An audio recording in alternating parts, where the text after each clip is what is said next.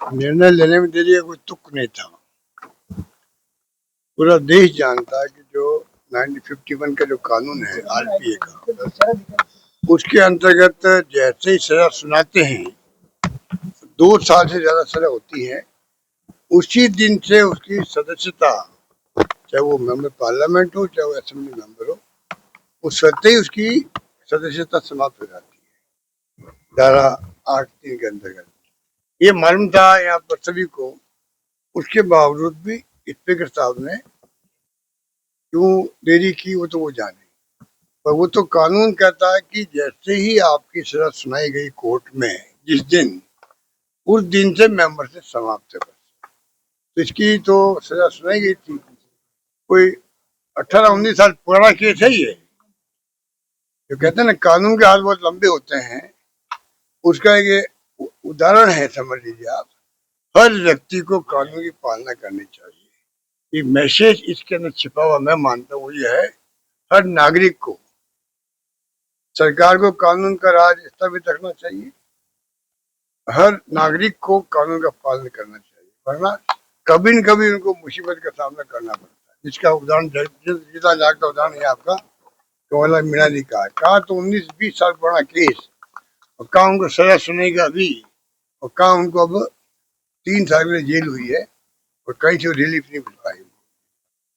Sir, इसमें जो है कंटेम्प्ट ऑफ कोर्ट भी जो है पेश करना पड़ा सुप्रीम कोर्ट में, ऐसी जानकारी हमारी टीकाराम जी द्वारा जो पेश नहीं, किसी ने कुछ भी करो, ये कानून स्पष्ट है।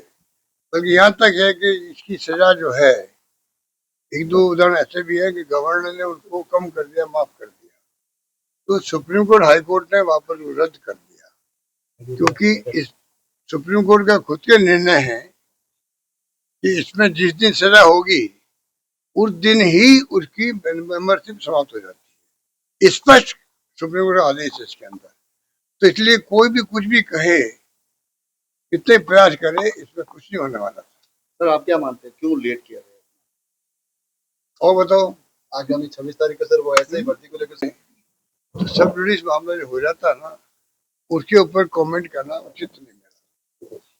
जो फैसला कोर्ट करेगा, सरकार करेगी, वो सबको मान्य होगा। ठीक है, और बताओ। लगातार अपराध बढ़ रहे हैं। अपराध क्या बढ़ते? अभी मैं आया हूँ वहाँ पे जयपुर से, तो मैंने कल रिक्वेस्ट की थी, ट्वीट किया था कि इतनी लू चल रही इसलिए मैं कहीं रुकूंगा नहीं, और स्वागत में तकलीफ नहीं पाए कोई लोग। तब भी मैंने देखा वहाँ मजदूरों जो नरेगा नरेगा मजदूरी करके आ रही थी, महिलाएं आ रही थी। गर्मी थी तो मेरे रहा नहीं गया, मैं रुक गया वहां पर। तो उसमें सब बातें जो आप बोल रहे हो ये कह रही थी। आपने क्या पूछा? कानून व्यवस्था वो महिलाएं कह रही थी। आप विश्वास करें, एक महिला बुजुर्ग थी, उसने कहा था ये क्या हो रहा है, महिलाओं के ऊपर अत्याचार हो रहा है। उनको ये भी मालूम था बच्चों के भी रेप हो रहे हैं। वो महिला बोली, मुझे आश्चर्य हुआ कि गांव की महिला को सब बातें मालूम। बाकी उन्होंने जो कहा है मजदूरी कम मिलती है, टाइम पे नहीं मिलती है, और भी कई अव्यवस्था है, वो तो मैं अलग से अपने डालूंगा सोशल मीडिया पे। परंतु कहने का मतलब कि गांव तक ये खबरें हैं। पानी और बिजली आप सब तड़फ रहे लोग बाग, बीकानेर डिवीजन हो चाहे वो आपका कोई संभाग हो राजस्थान का, सब जगह पानी और बिजली को लेकर तकलीफ है। पीने को पानी को लेकर गंगानगर, हनुमानगढ़, बीकानेर, चूरू बहुत भयंकर तकलीफ है। और भी जगह से खबरें आती रहती है। तो समस्या से घिरा हुआ प्रदेश है। दुर्भाग्य से जो है सरकार जो है इन बातों पर ध्यान नहीं दे रही है। देखिए, समस्या तो चाहे सरकार कांग्रेस की हो या बीजेपी की हो, समस्या रहती है। चाहे कानून व्यवस्था की बात करें, घटनाओं की बात करें, दुर्घटनाओं की बात करें, पानी की या बिजली की बात करें, समस्या रही है। पर लोगों को लगना चाहिए कि हमारे लिए सरकार प्रयास कर रही है कि हमें तकलीफ कम से कम हो। मैं ये महसूस करता हूँ कि सरकार प्रयास भी नहीं कर रही है, प्रयास भी नहीं कर रही है। ये स्थिति है। वो लोग चिंतित उसको लेके कि सरकार परवाह नहीं करेगी, हम किन के पास जाएंगे, ये लोगों की शिकायत होने लगी। मेन बात ये है। तो जितने इनके एमएलए हैं, एमपी हैं, उन सबकी ड्यूटी की भयंकर गर्मी का वक्त है। इस वक्त में पीने का पानी, बिजली के संकट समाप्त हो। नरेगा में बहुत भयंकर गर्मी है।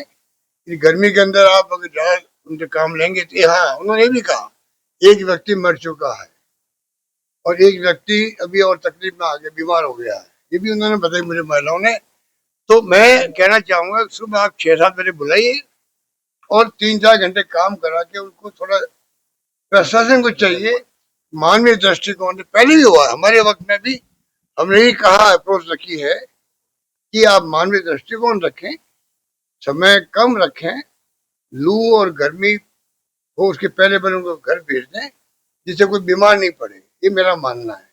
तो नाप तोल में उनको मेजरमेंट को थोड़ा क्या कहना चाहिए उसको, तो रियायत दी जानी चाहिए। ये मतलब सरकार का भी दे होना चाहिए और प्रशासन का भी दे होना चाहिए, तब जाकर के उनको पूरी राहत मिलेगी और पूरा पैसा मिल पाएगा उनको, मेरा मानना।